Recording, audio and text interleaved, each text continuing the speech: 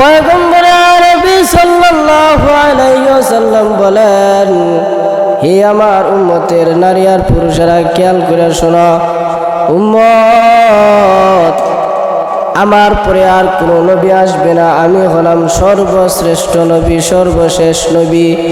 আমার উত্তরসূরি হবেন দুনিয়ার মধ্যে যে সমস্ত উলামায়ে কেরাম রয়েছে, যে সমস্ত উলামায়ে কেরাম রয়েছে, ওই সমস্ত উলামায়ে কেরাম হলেন আমার উত্তরসূরি।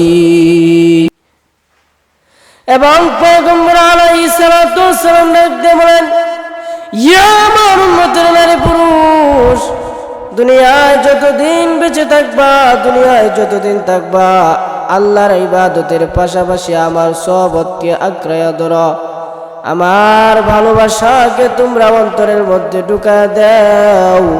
কেমন ভালোবাসা তোমরা অন্তরে ঢুকাইবা? হযরতে হানজালা রাদিয়াল্লাহু তাআলা আনহু নবীকে এত ভালোবাসতেন, এত ভালোবাসতেন। হযরতে হানজালা রাদিয়াল্লাহু তাআলা আনহু এত ভালোবাসতেন।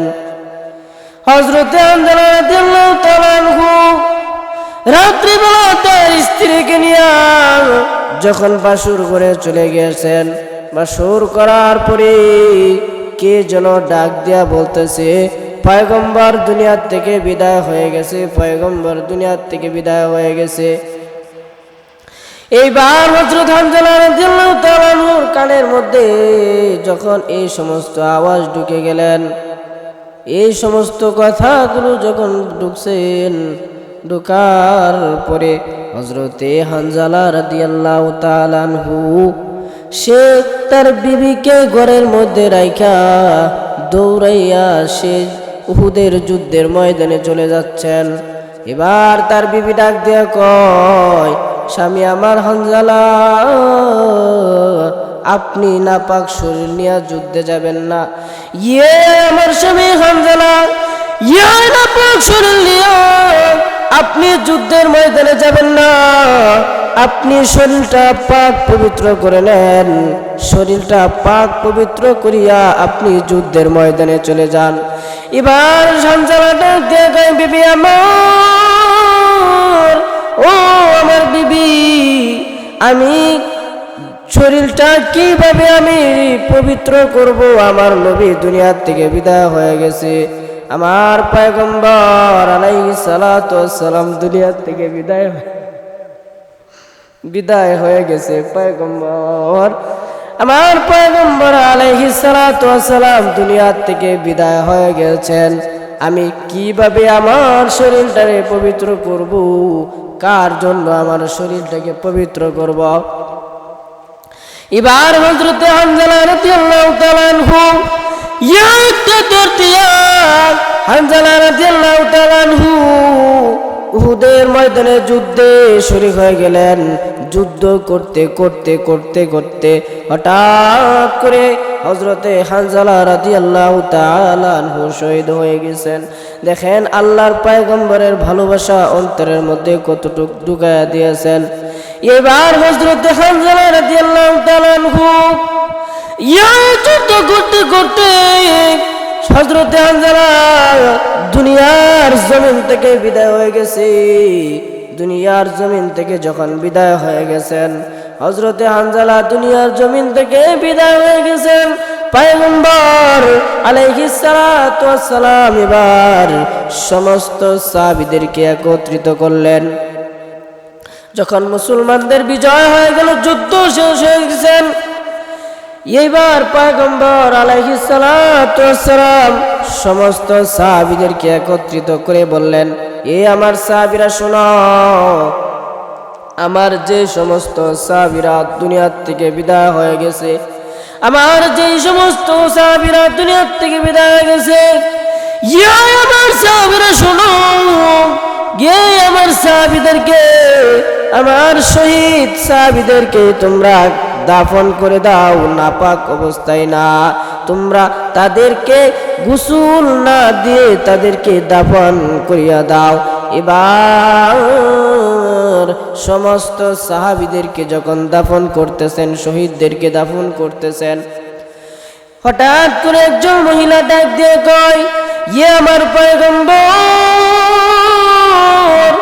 ইয়া পয়গম্বর শুনেন, আপনি আমার স্বামীকে পবিত্র না বানায়া কবরের মধ্যে দাফন করবেন না। পয়গম্বর, আমার স্বামী হানজালা রাদিয়াল্লাহু তাআলা আনহু সে বাসুর রাত্রিবেলা আমার সাথে ছিল এবং কে যেন বলছে দুনিয়ার থেকে পয়গম্বর বিদায় হয়ে গেছে। এই খবরটা শোনার পরে হযরতে হানজালা রাদিয়াল্লাহু তাআলা আনহু যুদ্ধের ময়দানে চলে এসেছেন এবং শহীদ হয়ে গেছেন। ও পয়গম্বর, ইয়া পয়গম্বর শুনেন, আপনি আমার স্বামীকে পবিত্র না বানায়া কবরের মধ্যে দিয়েন না।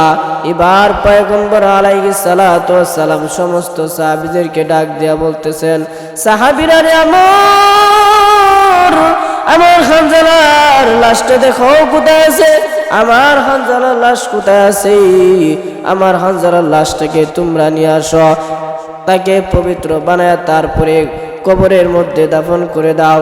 এবার সমস্ত সাহাবীরা হানজালার লাশ খুঁজতেছে, খোঁজার পরে কোনো জায়গায় খুঁজে পায় না।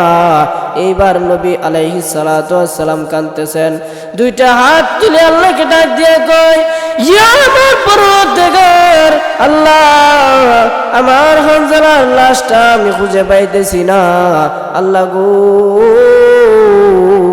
তুমি আমার হানজালার লাশটাকে আমার কাছে ফিরিয়ে দাও। এবার হঠাৎ করে জিব্রাইল আলাইহিস সালাতু ওয়াস সালাম পয়গম্বর আলাইহিস সালাতু ওয়াস সালামের কাছে চলে আসেন। আসার পরে পয়গম্বরকে ডাক দিয়া কয়, পয়গম্বর আপনি চিন্তা করবেন না, টেনশন করবেন না, আপনার হানজালাকে আল্লাহ তাআলা কবুল করে দিয়েছেন। ইয়া পয়গম্বর শুনেন, আপনার হানজালার লাশ দুনিয়ার কোনো পানির দ্বারা গোসল করাইব না, দুনিয়ার কোনো পানির গোসল করাইব না, দুনিয়ার কোনো পানির দ্বারা হানজালাকে পবিত্র করবেন না। আল্লাহ তাআলা এই হানজালার লাশটাকে হাউজে কাউসারের পানি দিয়া পবিত্র বানায়া তারপরে আপনার কাছে ফিরাইয়া দিবেন। এরপরে হযরতে হানজালা রাদিয়াল্লাহু তাআলা আনহুর লাশটাকে জিব্রাইল আলাইহিস সালাতু ওয়াস সালাম এই যে হাউজে কাউসারের পানি দিয়া দৌত করিয়া জিব্রাইল আলাইহিস সালাতু ওয়াস সালাম জমিনের মধ্যে রাইখা গেলেন।